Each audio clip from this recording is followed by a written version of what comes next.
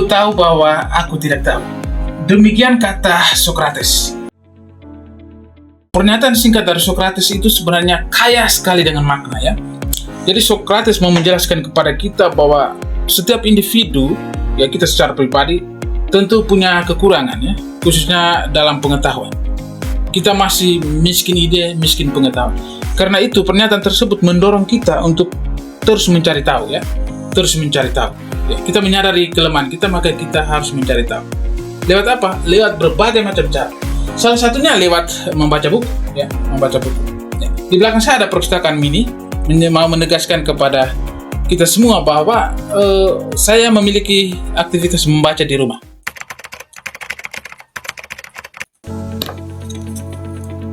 Melalui aktivitas membaca, saya juga telah menghasilkan satu buku dengan judul Pancasila, Budaya Kedang, dan Milenial.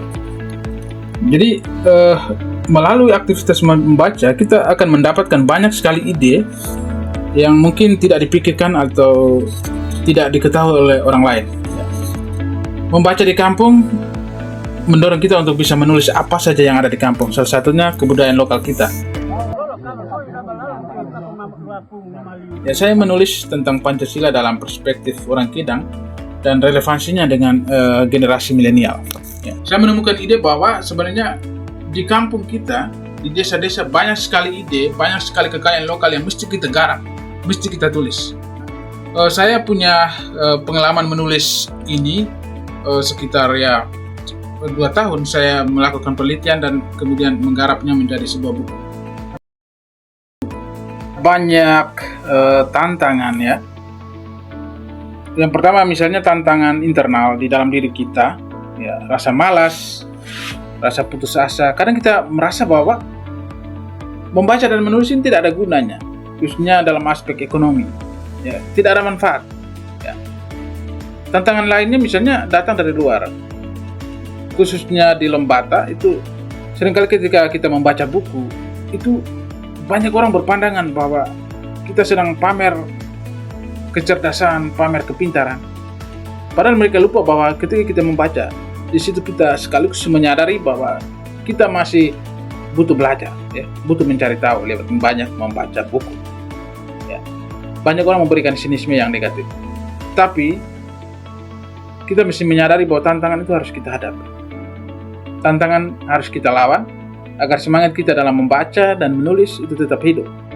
Kemajuan digital atau digitalisasi yang saat ini kita hadapi harus dibaca sebagai peluang. Ya.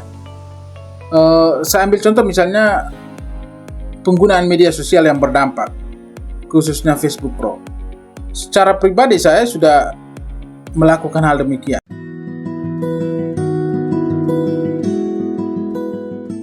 Saya menulis konsisten di Facebook Pro.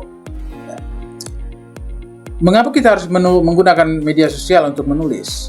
Yang pertama tentu saja untuk mengembangkan kemampuan kita dalam menulis dan membaca ya. Karena kalau kita menulis sudah pasti kita harus membaca banyak. Itu yang pertama. Yang kedua, kita bisa mendapatkan banyak ide tambahan dari orang lain. Ketika kita posting tulisan, di situ akan ada banyak komentar yang datang, canggahan, masukan, dan lain sebagainya. Di situ kita mendapatkan pengetahuan baru. Yang ketiga, kalau kita konsisten menulis di media sosial juga, sebenarnya bisa berdampak ekonomi untuk kita. Ini saya kira kita sudah paham soal poin nomor 3 ya. Karena media sosial Facebook Pro menyiapkan itu untuk kita. Karena itu, pesan saya untuk kita semua, khususnya generasi milenial Lembata, untuk tidak perlu berpikir terlalu jauh bahwa menulis itu berarti harus menulis di buku, bukan. Sekarang media sosial memberikan peluang bagi kita untuk bisa mengembangkan kemampuan kita dalam menulis. Kita memulai menulis tentang apa saja yang ada di sekitar kita, menulis tentang kebudayaan, kearifan lokal, ritus, dan ketika kita posting di media sosial Facebook Pro, di situ banyak orang akan menemukan makna dari tulisan kita. Jadi kita memberikan informasi yang bermakna, kita membagikan ide yang positif untuk orang lain, dan tentu saja melalui hal-hal positif demikian, kita sekaligus tetap mengembangkan kemampuan kita dalam membaca dan menulis. Membaca dan menulis tidak membutuhkan fasilitas-fasilitas mewah atau lengkap seperti yang ada di kota-kota besar. Kita juga bisa bertumbuh dalam kesendirian, dalam kesederhanaan, di sudut-sudut desa atau kampung. Kita bisa memulai saja dengan perpustakaan mini yang sederhana, apa adanya. Tetapi yang dibutuhkan sekarang adalah konsistensi dan semangat. Ya, secara pribadi saya punya pengalaman, ya, melalui perpustakaan mini, perpustakaan kecil, melalui konsistensi dan semangat, saya akhirnya bisa melahirkan satu buku sederhana tentang Pancasila dalam perspektif budaya Kedang.